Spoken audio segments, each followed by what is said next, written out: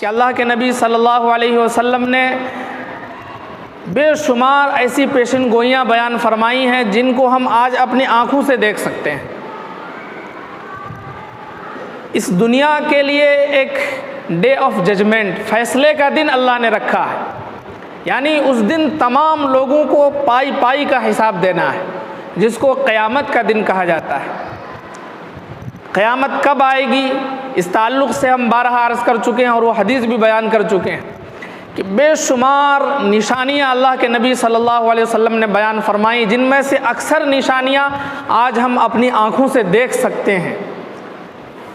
جب قرآن اتر رہا تھا 1450 برس پہلے، اسی وقت کہہ دیا گیا اقتربت الساعۃ وانشق القمر کہ قیامت قریب آ چکی ہے اور چاند پھٹنے والا ہے، یعنی اس دنیا کا خاتمہ ہونے والا ہے۔ فقد جاء اشراطها، اس کی جو علامتیں ہیں وہ سب ظاہر ہو چکی ہیں۔ تو جو بڑی بڑی علامتیں ہیں وہ ابھی تک ظاہر نہیں ہوئی، جیسے قیامت سے پہلے ایک بڑی علامت ہوگی کہ آسمان میں ایک دھواں نظر آئے گا، فارتقب یوم تأتی السماء بدخان مبین، انتظار کرو اس دن کا جب آسمان میں کھلم کھلا دھواں جیسا کچھ نظر آئے گا، یغشی الناس، جو لوگوں پر چھا جائے گا، ھذا عذاب علیم، یہ اللہ کی طرف سے ایک دردناک عذاب ہوگا۔ تو وہ قیامت کی بہت بڑی علامت ہے۔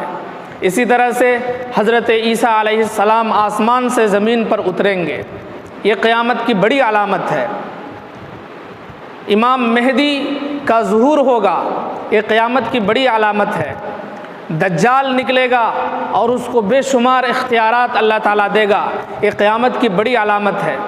یاجوج اور ماجوج اللہ کی ایک مخلوق ہے، حتیٰ اذا فتحت یاجوج و ماجوج وہم من کل حدب ینسلون، قیامت سے پہلے سد سکندری ٹوٹے گا اور اس سے وہ مخلوق ایسی بھوکی ہوگی کہ ایسا لگے گا ہر اونچائی سے ہر نچائی سے وہ نکل رہے ہیں اور تباہی مچاتے ہوئے جا رہے ہیں۔ تو یہ قیامت کی بڑی علامت ہے۔ اسی طرح سے کئی زلزلے ہوں گے خطرناک، مشرق میں مغرب میں، یہ بھی قیامت کی بڑی علامت ہے۔ سورج آج مشرق سے پورب سے نکلتا ہے، لیکن قیامت کے دن، قیامت آنے سے پہلے یہ سورج پچھم سے نکلے گا، یہ قیامت کی بڑی علامت ہے۔ اسی طرح سے ایک آگ نکلے گی، نار تحشر الناس، جو تمام لوگوں کو دوڑاتی ہوئی، ان کا پیچھا کرتی ہوئی ایک جگہ جمع کرے گی، تو یہ بھی قیامت کی ایک بڑی علامت ہے۔ اسی طرح سے دابۃ الارض، وَإِذَا وَقَعَ النَّاسُ وَإِذَا وَقَعَ الْقَوْلُ عَلَيْهِمْ، جب لوگوں پر ہماری بات بالکل سچ ثابت ہو جائے گی، اخرجنا علیہم دابۃ، تو ہم ایک جانور کو زمین سے نکالیں گے، اس جانور کی خصوصیت ہوگی تکلم الناس، وہ لوگوں سے بات کرے گا۔ اخرجنا علیہم دابۃ من الارض تکلم الناس، تو یہ قیامت کی بڑی علامت ہے۔ تو یہ بڑی بڑی علامتوں کا ظہور ابھی نہیں ہوا ہے، لیکن جو چھوٹی چھوٹی علامتیں ہیں وہ آج ہم اپنی آنکھوں سے دیکھ سکتے ہیں۔ جیسے حدیث جبرائیل کے اندر بیان کیا گیا کہ جب جبرائیل علیہ السلام نے قیامت کی نشانیاں پوچھی تو آپ نے فرمایا تھا انتر الحفاۃ العراۃ العالۃ رعاء الشاء یتطاولون فی البنیان، کسی زمانے میں جن کی کوئی حیثیت نہیں تھی، جو چرواہے تھے، جن کے پیر میں چپل بھی نہیں تھا، قیامت سے پہلے وہ بڑی بڑی بلڈنگیں بنائیں گے، بڑی بڑی عمارتیں بنانے میں ایک دوسرے پر فخر کریں گے، اور بے حیائی عام ہو جائے گی۔ ان تلد الامۃ ربتها، باندیاں اپنی ماں کو جنیں گی۔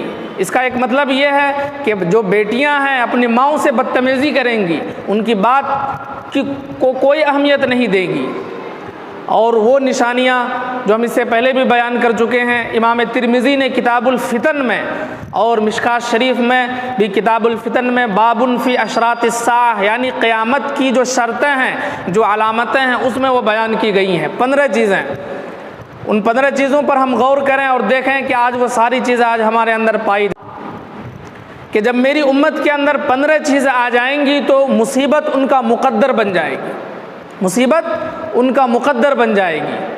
سب سے پہلی چیز اذا اتخذ الفیء دولا، فے اس مال کو کہا جاتا ہے جس میں کسی ایک کا حق یا اجارہ داری نہ ہو، بلکہ سرکاری مال تمام لوگوں کا اس پر حق ہو۔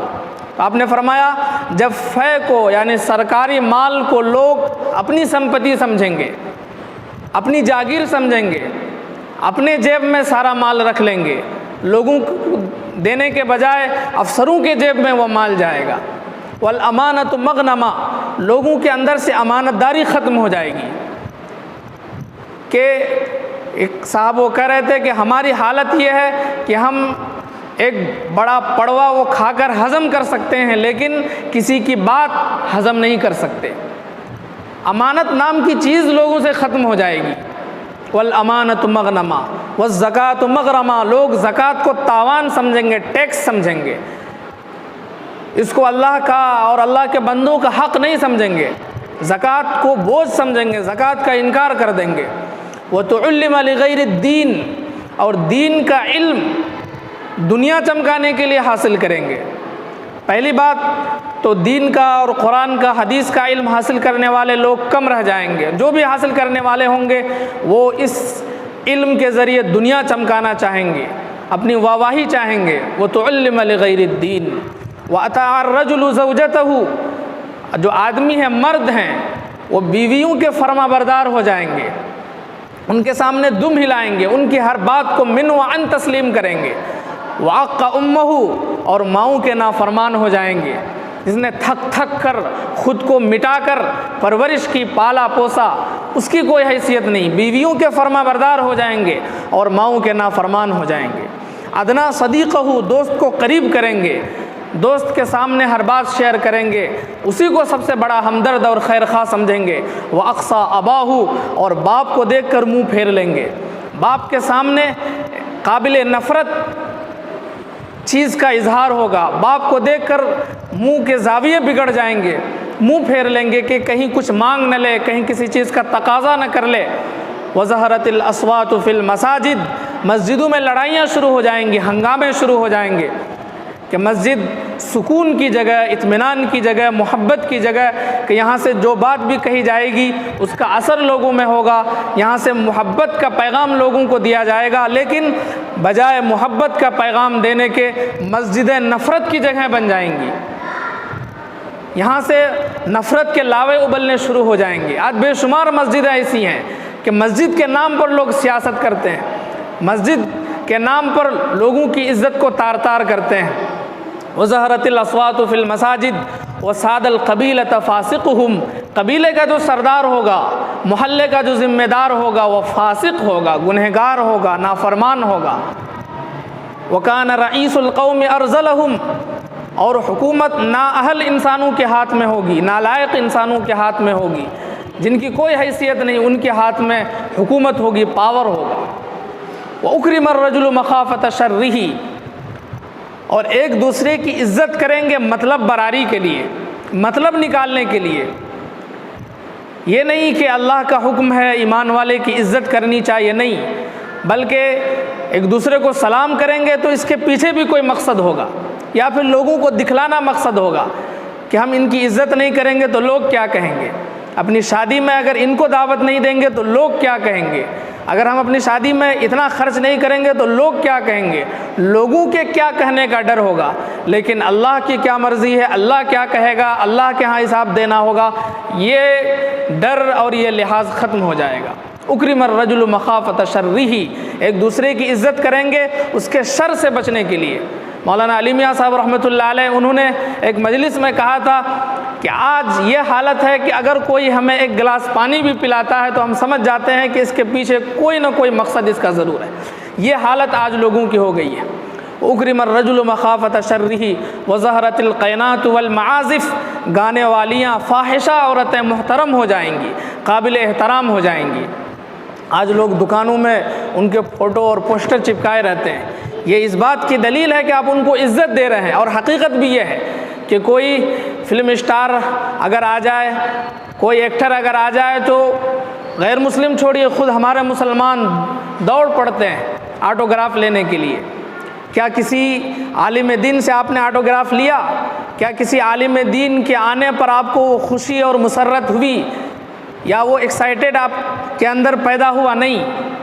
تو وہی کہا وظہرت القینات، جو گانے والیاں ہیں جن کی حیثیت کوئی نہیں، جو اللہ کے ہاں یا اللہ کی طرف سے ہر وقت لعنت کے مستحق رہتے ہیں، ہمیشہ اللہ کی لعنت ان پہ برستی رہتی ہے، ان کی عزت ہونے لگے گی۔ والمعازف، اور گانے کے آلات گھر گھر عام ہو جائیں گے۔ گھر گھر کے آج ہر انسان کے جیب میں، ہر انسان کے اندر وہ گانے کے آلات اور گانے سننے کے آلے عام ہو گئے ہیں، ہر کسی کے پاس وہ چیزیں موجود ہیں۔ وہ شربت الخمور، لوگ شراب پئیں گے۔ ولبس الحریر، ریشم پہنیں گے، مرد سونے چاندی کے زیورات پہنیں گے۔ بے شمار نوجوان ایسے ہیں جو چاندی کے کڑے یا چاندی کے چین گلے میں لٹکائے پھرتے ہیں فیشن کے نام پر۔ یاد رکھیے، مردوں کے لیے سونا چاندی بالکل حرام ہے۔ مرد کو اجازت ہے چاندی پہننے کی انگوٹھی تک، کہ چاندی کی انگوٹھی پہن سکتا ہے بس، اس کے علاوہ نہیں۔ لیکن قیامت کی علامتوں میں بتائی گئی کہ مرد جو ہے سونے چاندی کے زیورات سجائے ہوئے پھریں گے۔ اور آخری نشانی وَلَعْنَ آخِرُ هَذِهِ الْأُمَّةِ أَوَّلَهَا، اس امت کے آخری لوگ پہلے لوگوں کو ان پڑھ سمجھیں گے، گنوار سمجھیں گے کہ اب پڑھائی کا دور آیا ہے، اب ترقی کا دور آیا ہے۔ پہلے کے لوگ کیا جانتے تھے ترقی، ان کے اندر کہاں تھا آگے بڑھنا، آج دنیا آگے بڑھ رہی ہے۔ تو جب یہ 15 چیزیں میری امت کے اندر آ جائیں گی، آپ غور کریں کہ یہ ساری چیزیں آج ہمارے اندر پائی جا رہی ہیں۔ تو آپ نے فرمایا فَلْيَرْتَقِبُوا عِنْدَ ذَلِكَ رِيحًا حَمْرَاءَ وَزَلْزَلَةً وَخَسْفًا وَمَسْخًا وَقَذْفًا وَآيَاتٍ تَتَابَعَ كَنِظَامٍ قُطِعَ سِلْكُهُ فَتَتَابَعَ۔ جب یہ 15 چیزیں میری امت کے اندر آ جائیں گی تو پھر انتظار کرنا اللہ کے عذاب کا، کہ ان پر اوپر سے نیچے سے دائیں سے بائیں سے اللہ کا عذاب آئے گا۔ اس طرح سے عذاب آئے گا جیسے تسبیح کا دھاگا اگر اس کو توڑا جائے تو اس سے جس طرح دانے گرتے ہیں لگاتار، اس طرح ان پر عذاب آئے گا۔ پتھروں کی بارش ہوگی، سرخ ہوائیں چلیں گی، دائیں بائیں عذاب میں مبتلا کر دیے جائیں گے۔ تو یہ حدیث ہم نے پھر سے اس لیے بیان کی تاکہ آپ کو مستحضر رہے، آپ کے سامنے یہ باتیں، اور بھی دوسری حدیثوں میں بے شمار چیزیں بیان کی گئی ہیں، پھر کبھی کسی نشست میں ان چیزوں کو بیان کیا جائے گا۔ اگر ہمارے اندر عمل کا جذبہ ہوا، اگر ہمارے اندر ان احادیث کو سن کر خوش اللہ کا خوف پیدا ہوا، تو پھر یہ ہماری کامیابی کے لیے ہم سمجھیں گے کہ ہمارا یہ بیٹھنا اللہ کے ہاں قبول ہو گیا۔ ورنہ پھر وہی رسمن کہ جو بیٹھتے آئے ہیں آج بھی بیٹھے، بس یہیں تک کچھ اثر لیا، یہاں سے اٹھنے کے بعد جیسی زندگی تھی جیسے کر رہے تھے ویسے ہی کریں گے، تو پھر ہماری ان مجلسوں میں بیٹھنے کا کوئی فائدہ نہیں ہے۔